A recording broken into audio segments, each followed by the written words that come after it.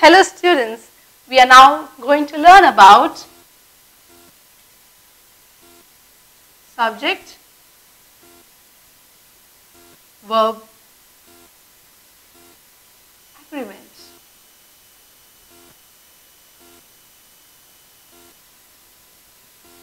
What does this mean? Have you heard this before?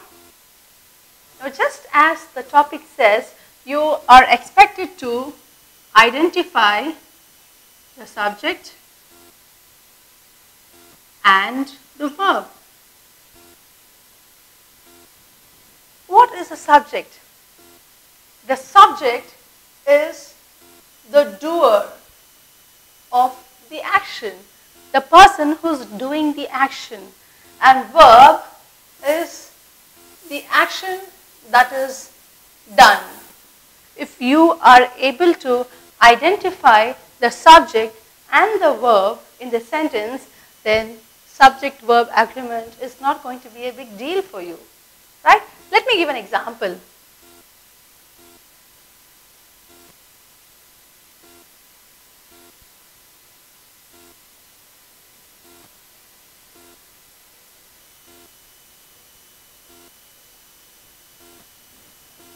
Who is the doer? Who is the subject here? Who is doing the process of going for walking? It's John. So I have identified that John is the subject. What does he do? He goes for a walk. That is a verb. If you are able to identify this, it's going to be very easy. So John goes for a verb. So if your subject is singular, your verb should also be singular. If your subject is plural, let me give an example. John and Jamie go for a walk. So, who are the subjects here? We have two people, John and Jamie. It's not just John. So, I should be able to identify the subject. It's not just John. It's both John and Jamie together. What are they doing?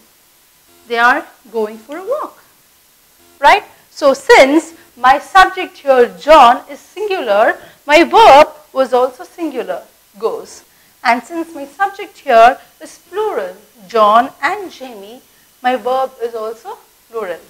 So as I said, if your subject is singular, your verb should be singular. And if your subject is plural, your verb should be plural. Now, before I could get into the next example, I should tell you that there are a lot of tricky situations, tricky scenarios where you will not be able to come to a conclusion whether you are supposed to use a plural verb or a singular verb. As I told you, this is a tedious task. You should be able to find out what a subject is. After you find out what your subject is, you should be able to narrow down to the verb, whether you're going to use a singular verb or a plural verb.